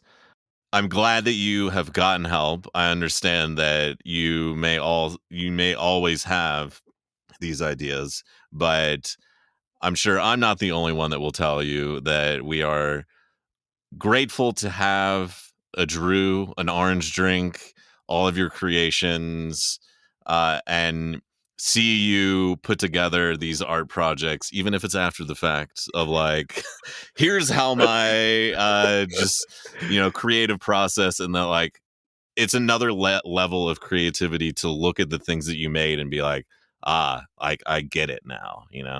I really appreciate that. I think depression and suicidal ideation, they are manageable chronic conditions. So just like Hmm. a heart condition, or I also have asthma. So just like asthma, I just it they are treatable. So yeah, Well, if you're ever feeling down and need to pick me up, just reach out. likewise, and to anyone watching too. Yeah, for real. We need everyone here Yeah, more now for than ever, I sure. would say. Yes. Yeah, it's bad outside the cave Yeah, sometimes. yeah. Cave is rough. Yeah, outside the cave is rough. I'm gonna go down and look at shadows.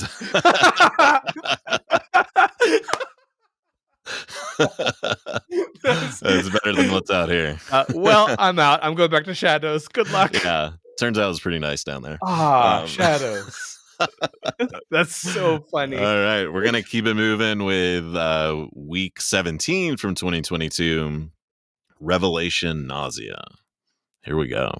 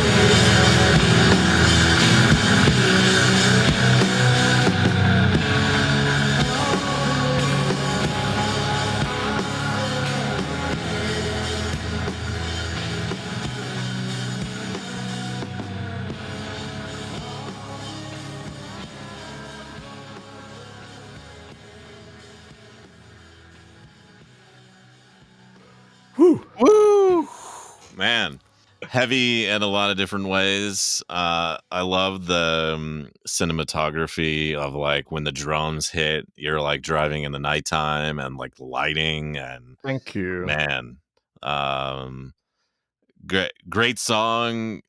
Thank you. The videos along with it are just like icing on the cake.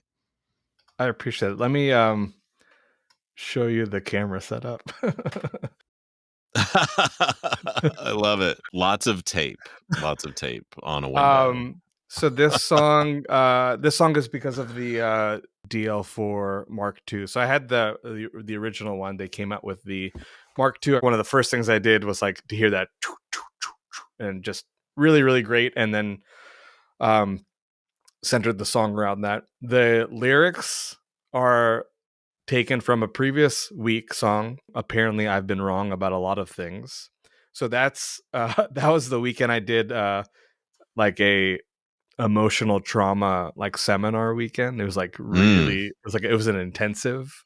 Man, you were working through it in 2022. Still am, but yeah, so that song, apparently I've been wrong about a lot of things, was spawned by that weekend. And then the lyrics that were taken for this were all this time underneath, all this time wondering. And that just became the kind of hypnotic mantra of this song. And yeah, literally like revelation, nausea, kind of like really realizing about like repressed things and repressed memories and feeling sick to your stomach. Yeah. I don't think I really understood the music video. Just when like the drums hit, I was like, oh, it'd be cool to have something like flip a switch. Yeah. And then the thought came like, oh, well, what if we did it in the car? But then I was like, oh, that means we had to do the first section, in the day, and then we have to wait like 8 hours and then do the second section. Like, Wake up, that's Frank. nerve-wracking. Yeah. So like that's nerve-wracking, and then like if the camera moves and all that stuff. Shout out to my Sony ZV-1 camera for like killing it with autofocus all year, because like I'm not setting any focus and like not setting any aperture.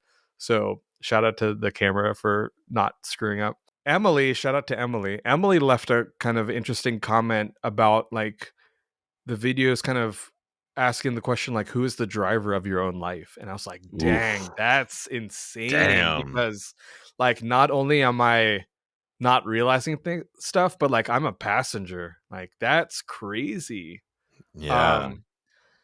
You need her on your defense attorney team. I know. Yeah. Her and Cat Break, they're like part of the like legal team. Like, let me tell you what's really happening with this video. Emily's like, well, actually, I've got the document right here that shows. Thanks, Emily. Shout out Emily. Yeah. Wait. Shout out Devious and Spider. Shout out Ilzix. Shout out Emily. Shout out Kedbreak. Shout out Joshua. Shout out Ipagos. Shout out Sasquatch, Null Sleep, Trash 80, Sonics Aftershock, Sleep Unit, SQF. You made it to the shout out list. Yes. Horatio Romantic Last Minute Edition.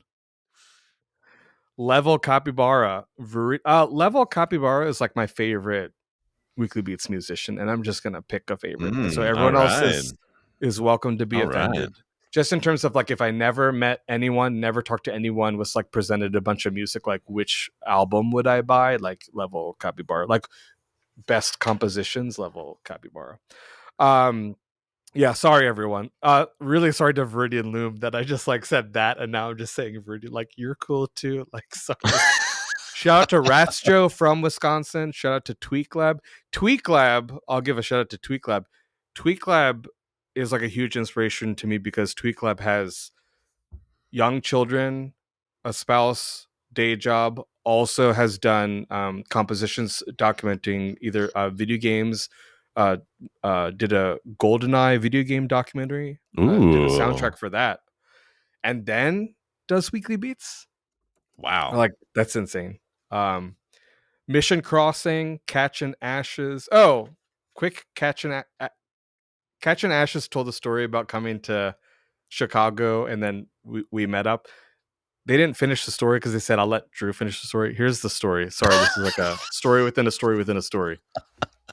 Catchinashes came to the United States from Australia. Chicago's an hour and a half drive. So I drove down to Chicago to visit them.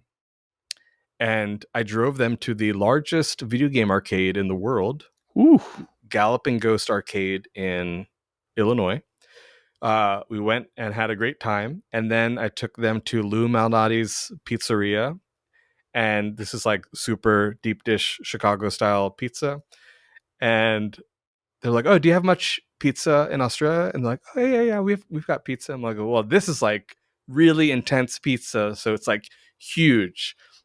I was like, oh, yeah. I've had a lot of pizza. Yeah, I like pizza. I'm like, no, dude. Like, no, this, man, like, you don't get it. This pizza like will expand in your stomach. Like it'll Like double if you in took size. cake and made it all pizza.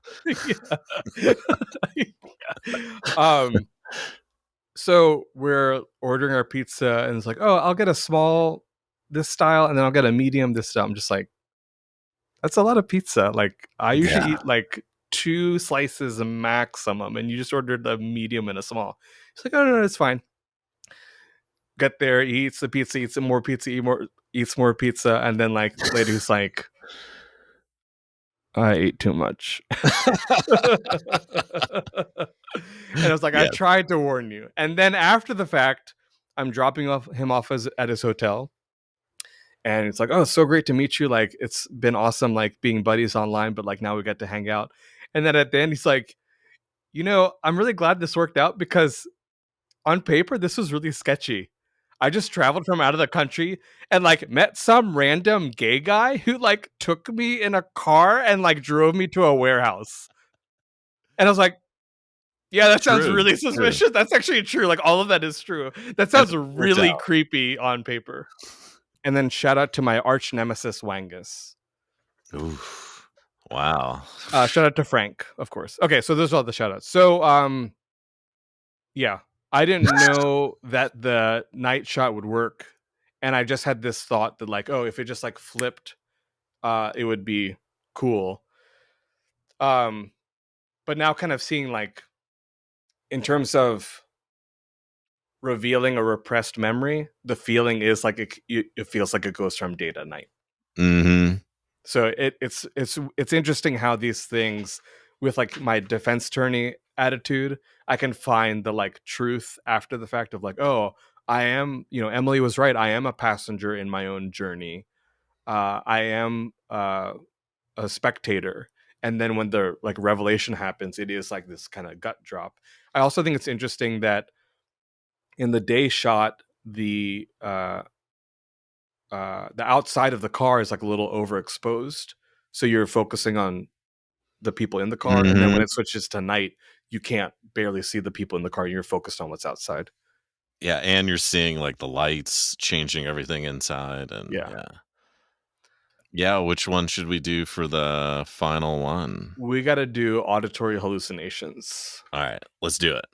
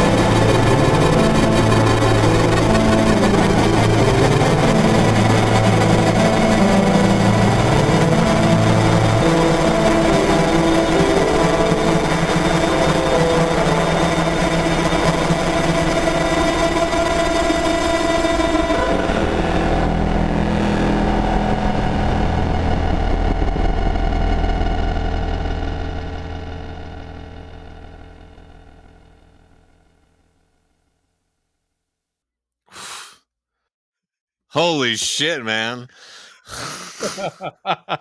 That face you made Wow. was so good. We're gonna have to use that. We're gonna do that face. Wow. Oh my god, man. I like I said, a lot of these songs and videos I haven't seen before. And I these are way more cinematic and like assembled compared to the videos that I'm used to of you like performing and dancing.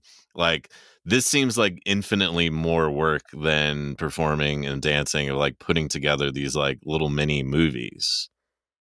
Not all of them are this good. I picked the best Okay, ones to okay. share with you. Um, but Wow. yeah, These are it fucking heavy.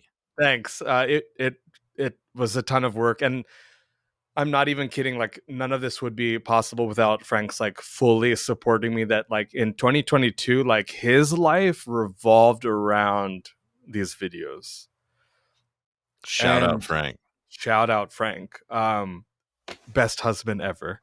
Um, so like, and as I kind of shared just about the struggles that I've had about my own self belief, this is like the first time I've ever been in a relationship with someone that not only supported my music but like never questioned it, and then like always showed up. So Yeah. it's one thing to have a cheerleader, and that's great, and I'm also very appreciative of everyone who supports me from afar.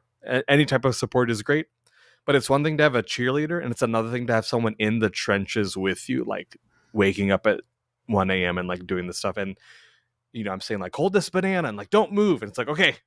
Frank, we're And going driving. yeah. And like it's like, okay, got it. Like, don't touch the car for the next 8 hours, and we had to do this again in 8 hours. Got it. Like, no questions, no hesitation. Oh man. No, why am I holding the banana? Like, do I have to? Like, what is it going to look like? Is it like, why does it have to be a banana? Why a banana? Like, He knows not to question your cinematic vision. what is funny is that actually in the in the early stages of 2022 video, we actually had some tense discussions where I'm just like, I can't explain it to you. Can you just hold this banana?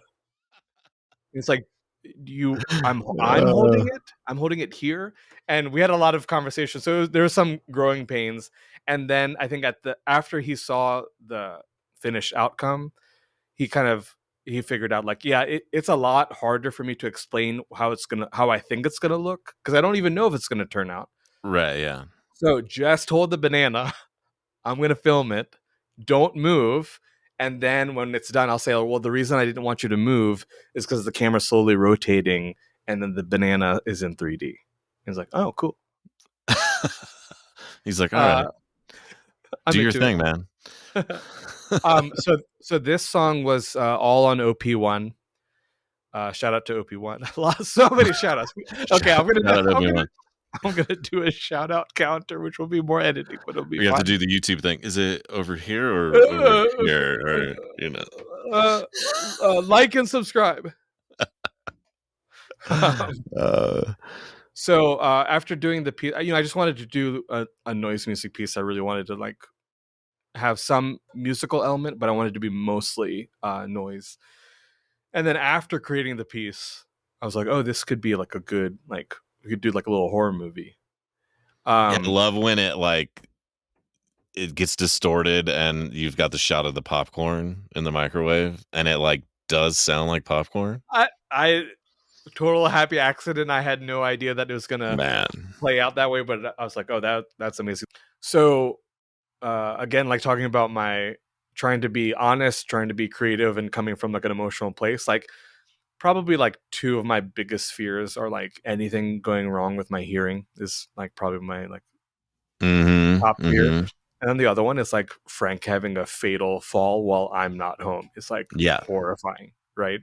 So creative Drew is like, oh, what if we combine the two? Like, what if we Let's have a put all of our movie? fears in one happy place. Yeah, let's just have a movie about someone like struggling with like auditory hallucinations, which I can't even fathom. Like, I understand hearing loss Yeah. from the sense of, you know, if you have your ears plugged up, or you have ringing in your ears, or like you're at a loud concert, I can understand that. But the concept of a Shout auditory out hallucination, tinnitus. yeah, she. That's how you shout out Ugh, tinnitus. man, yeah. Um. So yeah, it's kind of unfathomable to me about what it would be like to experience that.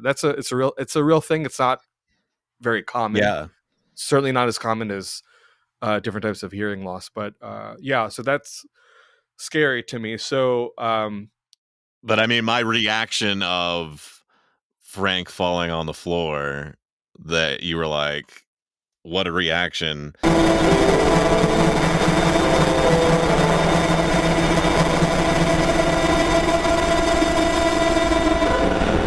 yeah. I mean, very brave of you to put all of these fears in a cinematic masterpiece to watch again and again. I appreciate that. Um, the To me, like, the little trick of the film is that when, and I'll play this back in post, but when Frank goes to get the door, the camera pans to show that the phone isn't ringing, the TV isn't on, and there's nothing in the microwave. So to reveal Mm, that those were indeed all all hallucinations.